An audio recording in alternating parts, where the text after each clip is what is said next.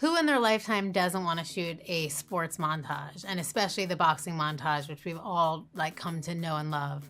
I think for us, with the limited time that we had, it was like every time we were anywhere with any lighting, it was like, let's do something. Let's jump rope, let's run, let's punch the bag. You're just building up this wealth of material that you know once you drop a beat, you can like make something really propulsive and dynamic and watch your character go from like has potential to is gonna kick some ass.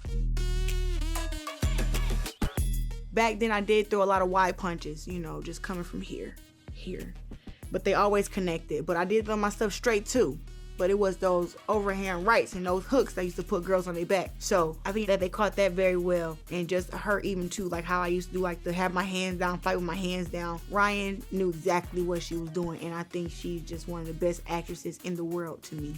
I remember it feeling like a lot of pressure because I was like, oh, this is like the part of the movie that, you know, a lot of people are just like waiting to see what it's gonna give. So I just remember us all just being collaborative in what we wanted to include in the montage. I think my one regret is probably not seeing me on the speed bag enough. The way I trained to get that speed bag down, and Rachel put it in there for 5 seconds. I wanted to scream. She was upset. I wanted to scream a little bit. She was hitting that speed bag, a little bit. To be fair. But yeah, it turned out really cool. But it was definitely something that we took like the whole day trying to make sure. I mean, that is true. Speed bags are a part of every boxing montage. And it's in there for 5 seconds. Yeah, it's true. Oh, yeah. It's just gonna make me mad again. Okay. We just gotta move on.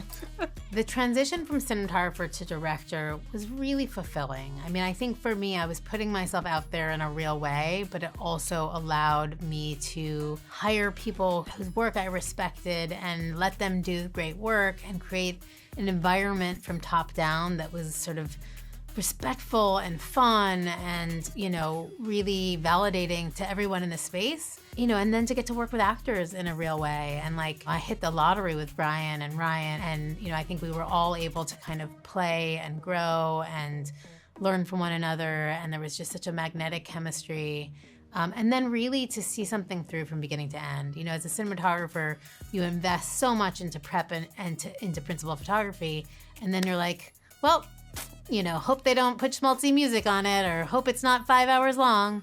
And now to see this thing that actually I could see from like the moment I read the script to see the vision through, you know, all the way to what people are gonna see now on Christmas is like, it's really validating. It's really exciting. It was very surreal seeing my life portrayed on screen. You know, I didn't really know what to expect when I watched the movie and to see how they got the first part right, and it was a little girl playing me, and then it was Ryan Destiny playing me in my teenage years, and then it was Brian Tyree Henry playing Jason Crutchfield, and to see the movie and see how these are things that I actually went through, and to see it on TV all piled together, I just couldn't believe it. I couldn't believe it, and I'm just so happy that Ryan can portray me in the way that she did because I didn't know that she could.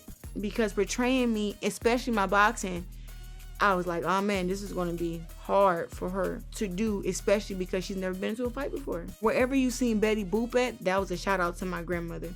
My grandma loved Betty Boop, and I always wore Betty Boop socks in fights too, because my grandma had passed away, so I always wear Betty Boop socks, so I carried a picture of her around with me, or I had a big Betty Boop cover that I used to pack in my big old suitcase everywhere I went. Even though where I was going had covers, I always brought my big Betty Boop cover because I wanted to feel the presence of my grandma.